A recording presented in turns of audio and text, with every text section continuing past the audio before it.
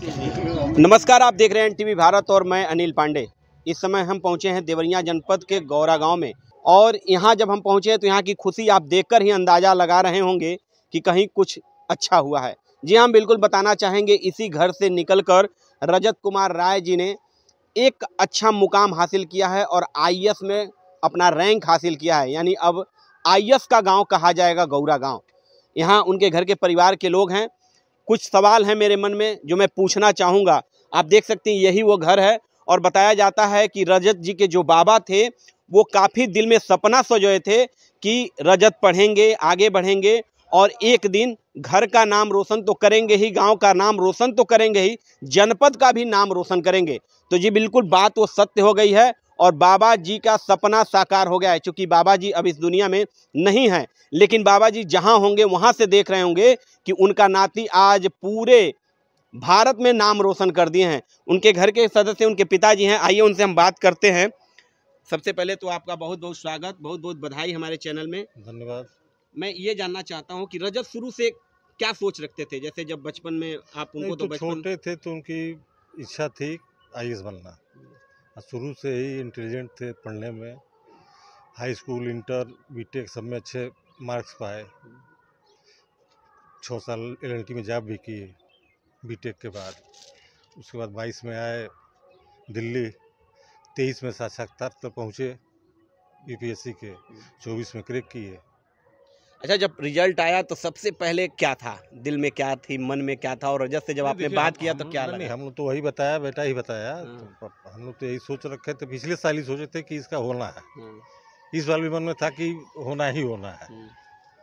चरितार्थ हो गया, इस बार हो गया। हाँ। खुशी साफ दिख रही है चेहरे पे। खुशी कह नहीं रही आईएएस का बाप, खुशी नहीं रहेगी। अच्छा, सबसे पहले मिठाई कौन खिलाया?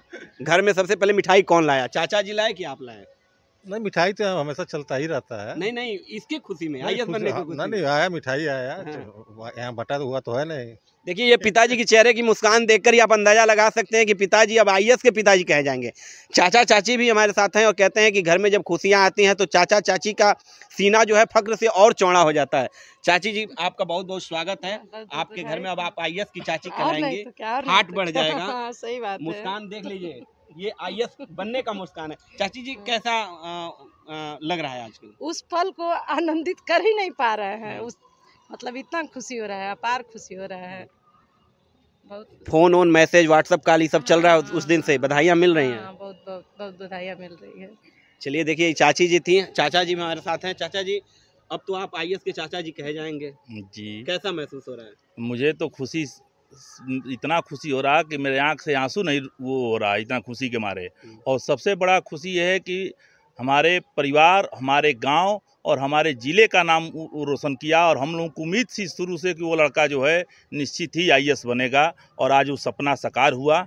और वो अपने बाबा, उसके बाबा का भी ख्वाहिश था, उनको वो सच्ची श्रद्धांजलि दिया।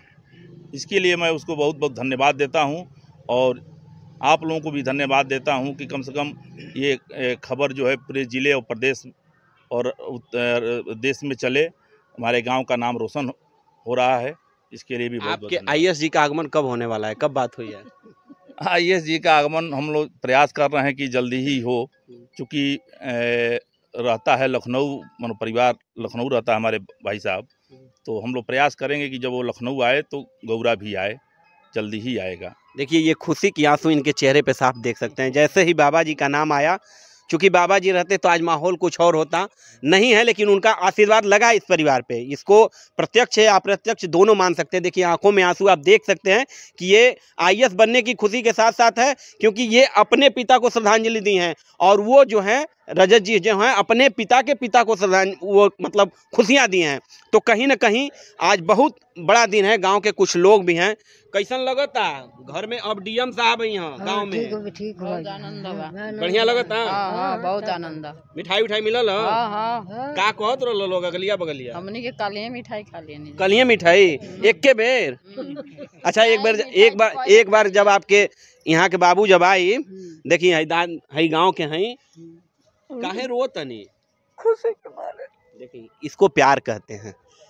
देखिए गांव में एक लड़का तरक्की कर जाता है ना तो पूरे गांव का सीना गर्व से ऊंचा हो जाता है।